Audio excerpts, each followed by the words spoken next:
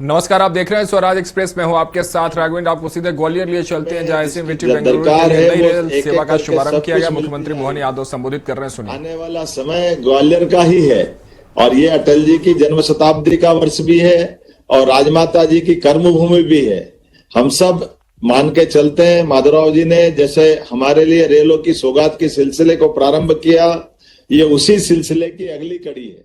आज बेंगलुरु के लिए गाड़ी मिल रही है,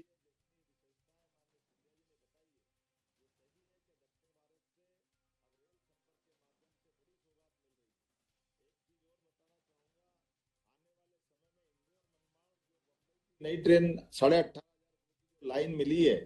इसके बल से जो आगे जा करके हम अभी भोपाल से खंडवा और फिर बम्बई जाते हैं, इसके बजाय यहाँ से सीधा ये राजगढ़ के रास्ते से उज्जैन और इंदौर का जो नया ट्रैक मिलेगा, एक एक करके चंबल और मालवा, जैसे पार्वती काली सिंह चंबल योजना के माध्यम से पूरा क्षेत्र का विकास एक नया इबारत लिखने वाला है। ऐसे रेल संपर्क के माध्यम से, हवाई संपर्क के माध्यम से, और अब बहुत जल्दी हमारी कैबिनेट भी वहां होने वाली। माननीय सिंधिया जी को बताना चाहूंगा कि विकास के मामले के सारे निर्णय वही करते हुए हम अटल जी की जन्म शताब्दी के अवसर पर यह निर्णय करने जा रहे हैं कि आने वाले समय में आपके भारत सरकार और मध्य प्रदेश सरकार मिला करके भविष्य में सेमीकंडक्टर और बाकी इलेक्ट्रॉनिक आइटम की दृष्टि से ये एक नया दौर का नया ग्वालियर रहेगा, जहां हमारे बीहड़ के अंदर ऊर्जावान अलग प्रकार की घास उगा करके बिजली उत्पन्न कराने के लिए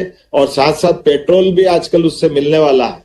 मेरा एक दो विभागों के साथ अलग अलग प्रकार से प्रकल्प बन रहा है। आने वाले समय में मैं मान के चलूंगा कि ये पूरा क्षेत्र न केवल रोजगार के लिए, खेती किसानी के लिए, बल्कि शिक्षा के साथ साथ औद्योगिकरण के लिए भी एक महत्वपूर्ण स्थान वापस अपना पुनः पाएगा। आज के इस अवसर पर मेरी अपनी ओर से, चूंकि मैं बधाई स्वयं आके देना चाहता था, लेकिन यहाँ जबलपुर में यहाँ प्राकृतिक खेती का एक बड़ा कार्यक्रम चल रहा है और खेती किसानी को लेकर के हमारी सरकार बहुत सारे प्रकार से काम कर रही है, जैसे पार्वती काली सिंध चंबल योजना, केन बेतवा नदी जोड़ो अभियान, इसी प्रकार से ताप्ती का अभियान चल रहा है। ऐसे अलग अलग क्षेत्र में अलग अलग प्रकार से तो मां नर्मदा के अंचल में यहाँ प्राकृतिक खेती की बड़ी संभावना है और आने वाले समय में इस क्षेत्र में बड़ी उन्नति है। जब जीडीपी का 39% हिस्सा हमारा कृषि विभाग से, खासकर खेती किसानी से आता है, तो स्वाभाविक रूप से इसमें और काम करने की जरूरत है।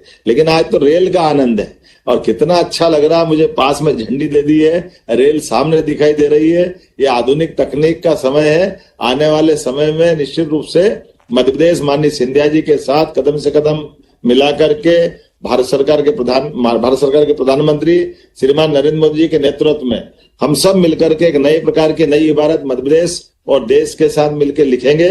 मेरी अपनी ओर से पुनः आप सबको बधाई, बहुत बहुत धन्यवाद।